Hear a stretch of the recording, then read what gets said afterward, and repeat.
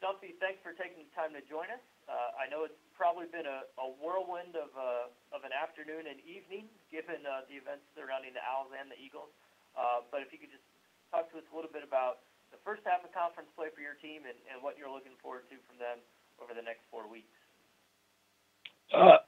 Yeah, we obviously got off to a difficult start against some really good basketball teams, and we have some close losses and we have some excellent wins, but we're in a stretch where we've played better, and I hope we can continue.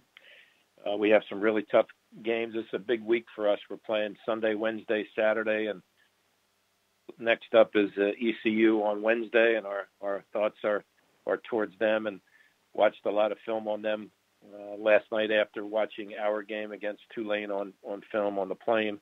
And I just like their team. I liked how they came on last year at this time, and I think there's a precedent that was set last year of how well they played toward the end of the year. So we will have our hands full on Wednesday. All right, thanks, Coach. And as a reminder, if you have any questions for Coach Dunphy, you can hit *1 on your keypad.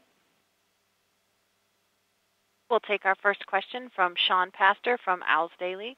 Please go ahead. Hi, Fran. How are you? I'm good, Sean. Thank you.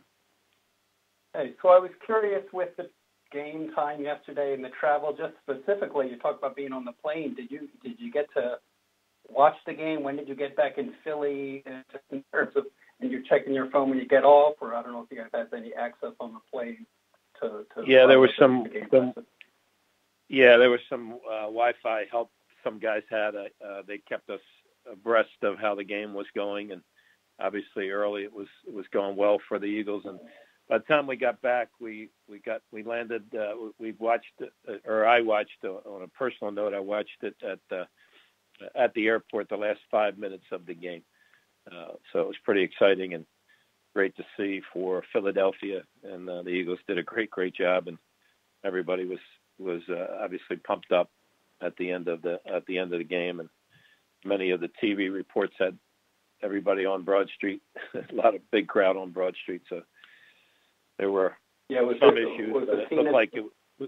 Go ahead. Yeah, I was going to say, was the scene at the airport there anything like? No, it was not. It was not. No, it was all. The game was not over yet. So, and as soon as it was, I took off and went back home. So, and on my ride home, there was a lot of cars, I guess, that were leaving wherever the people were that were watching the game, and but it was pretty cool for Philadelphia, and we're all grateful after a lot of years and a lot of people just being very, very happy. Okay, so you watched it at the airport. Did the team get on the bus back to campus? They did. Yeah, they did. They did. And I think at that point, I think they could probably access their own phones and watch the game as well. So. Okay, and we don't have all Eagles fans either, by the way. I think we have some other guys from other parts of the country that are non-Eagles fans, so, which is absolutely fine. I'm curious about your team. This sort of the national narrative that's now come up, especially after beating Wichita State last week, is this Temple team is so unpredictable.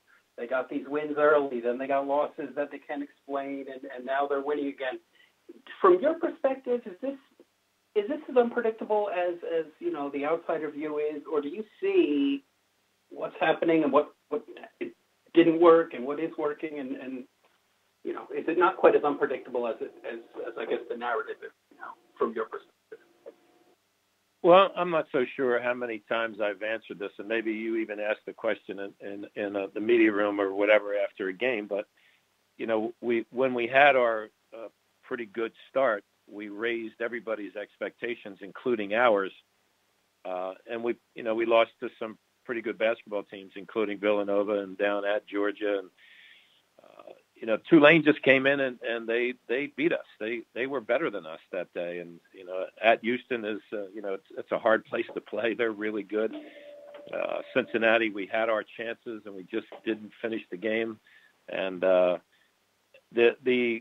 Memphis game was a killer, and we go to a UCF, and they just played better than we did, and they're a really good team as well. And we get a great win at SMU, and the probably the most difficult loss was Memphis, because if we get a rebound or if we make a 1-on-1 and down the stretch, or if we that tough shot that the Memphis kid made at the end, if that doesn't go, then that's a big win for us. This is a really good league with really good talent, really good coaching, and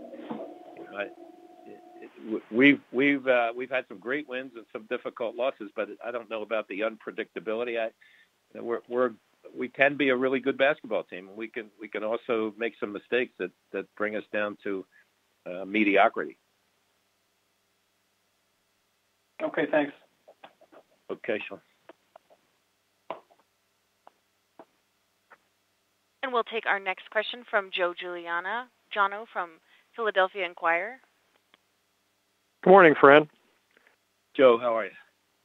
Good, thanks. How you doing? Yeah, good. Thank you. I just want to center on the close games you guys have played. Obviously, you've had your share of bad luck in them, but against Wichita State and Tulane, you pulled them out. And I just wondered, what are the one or two factors that have reversed the fortunes in your favor in these close games? You wish you knew, Joe, so that you could employ those tactics all the time. I think it's just guys making plays at certain times. Like, yesterday we're down 4 late at Tulane, and Quentin Rose makes a big three that cuts us to 1. We're up 3 late in the game, and Nate Pierre-Louis throws in a runner in the lane that in some ways might have been ill-advised, but he makes it. He makes a really difficult shot. It was a little early in the shot clock than we would have all liked or expected. But I just think guys stepping up, making plays, and it's as much that as anything else. And we've gotten stops at end of games that we have won. Stops at yesterday late, Wichita State late, Penn late. Things like that. So that have really helped us get over the hump here a little bit, but. We still got a long way to go, and we got 7 very difficult games starting on Wednesday against ECU, and we have great respect for them and how they're playing the game right now, and they're starting to come on. And I think the league is top to bottom really very, very good, and you got to be ready to play every night. Okay, thanks, Fran. Good luck. All right, Joe. Thank you, buddy. Well, Coach, appreciate the time today. We'll let you get back to preparation and any parade celebrations you have in mind as well. So appreciate it, and look forward to seeing you down the road. All right, very good. Thanks a lot.